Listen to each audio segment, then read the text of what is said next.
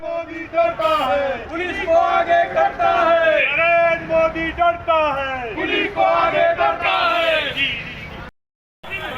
मुर्दाबाद मुर्दाबाद, नरेंद्र मोदी डरता है, नरेंद्र मोदी मुर्दाबाद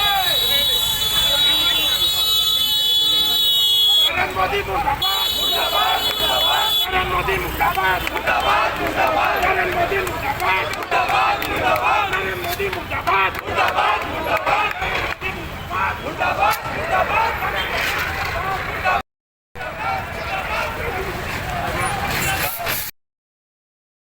आज सारे देश में और हमारे छत्तीसगढ़ प्रदेश में आपने देखा होगा मोदी की सरकार तानाशाही रवैये की पराकाष्ठा को पार कर चुकी है। अभी हमारे कांग्रेस भवन में एक मामूली से मामले को लेकर हमारे प्रदेश महामंत्री को ईडी के ऑफिस में बैठा लिया गया था और कल प्रदेश के मुख्यमंत्री माननीय भूपेश बघेल जी को घर पर नज़रबंद किया गया था। उनका मोबाइल जब्त कर लिया गया था। बाहर में किसी संवाद करने नहीं दिया जा रहा था। एक अपराधी की तरह व्यवहार किया जा रहा था। जो प्रदेश के मुख्यमंत्री रहे हैं 5 साल, आप लोगों ने उनका बहुत अच्छा कार्यकाल देखा है। आज ईडी मोदी जी के इशारे पर, केंद्र सरकार के इशारे पर इस प्रकार से काम कर रही कि जैसी वो एक निष्पक्ष जांच एजेंसी नहीं है, सरकार की कठपुतली बन गई है। इसका हम लोग पुरजोर विरोध करते हैं। नरेंद्र मोदी की तानाशाही का विरोध करते हैं, भाजपा की तानाशाही का विरोध करते हैं, आरएसएस की तानाशाही का विरोध करते हैं। हम किसी भी सूरत में डरने वाले नहीं हैं। हम लोग राहुल गांधी जी के, मल्लिकार्जुन खड़गे जी के कार्यकर्ता हैं। हम लोग, हमारे सारे कांग्रेस के कार्यकर्ता बब्बर शेर हैं। किसी भी सूरत में इन संघियों से, आरएसएस वालों से डरेंगे नहीं। हम लगातार जनता के लिए संघर्ष करते रहेंगे, चाहे ये ईडी बैठाल दे, चाहे सीबीआई बैठाल दे, चाहे कितनी एफआईआर कर दे। हम लोग डरने वाले नहीं हैं। हम लोग हमेशा संघर्ष करते रहेंगे। कांग्रेस आज हम लोग प्रदेश कांग्रेस कमेटी के निर्देश में पूरे छत्तीसगढ़ में आज हम लोग पुतला दहन का कार्यक्रम रखे हैं और पुतला दहन हमारे पूर्व मुख्यमंत्री माननीय भूपेश बघेल जी के निवास में ईडी के द्वारा कल छापा मारा गया। इसके पूर्व भी हमारे प्रदेश कांग्रेस के भवन में, राजीव भवन में भी छापा मारे और हमारे कांग्रेस के कार्यकर्ताओं ने कांग्रेस के जो ईडी के द्वारा जो भी संबंध भेजे उसका पूरा जवाब दे रहे हैं, उनको सहयोग कर रहे हैं।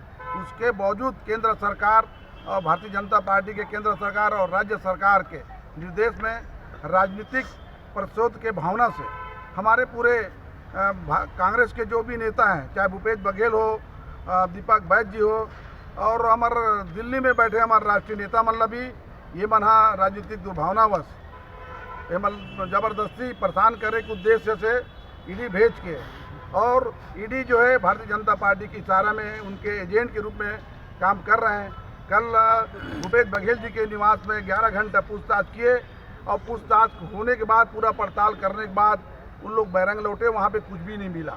ये कुल मिला के दुर्भावनावश राजनीतिक प्रतिशोध के लेके हमारे नेता को परेशान कर रहे हैं।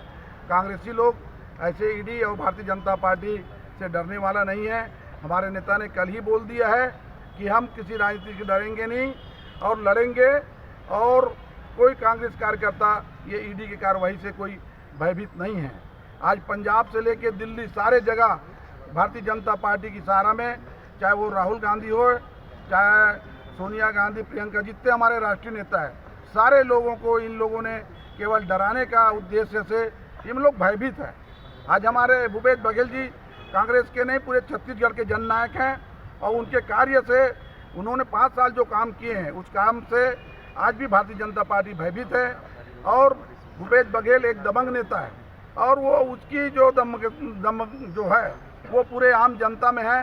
छत्तीसगढ़ के कोने कोने में उसको लोग, उसके मानने वाले लोग हैं, जिससे भारतीय जनता पार्टी के लोग भयभीत हैं। इसीलिए उनको उनकी आवाज़ को कम करने के लिए, दबाने के लिए उनके घर में ईडी को भेज के जो छापा मारे हैं, उसको हम लोग पूरे कांग्रेस भारतीय जनता पार्टी और ईडी का निंदा करते हैं कि दुर्भावनावश ये इस तरह के जो कार्रवाई कर, जो जनता के हित में और जनता को न्याय दिलाने के लिए कांग्रेस के द्वारा 1 साल तक जो भारतीय जनता पार्टी के शासन है और अभी तक उनके द्वारा कोई जनहित में कोई काम नहीं किए हैं।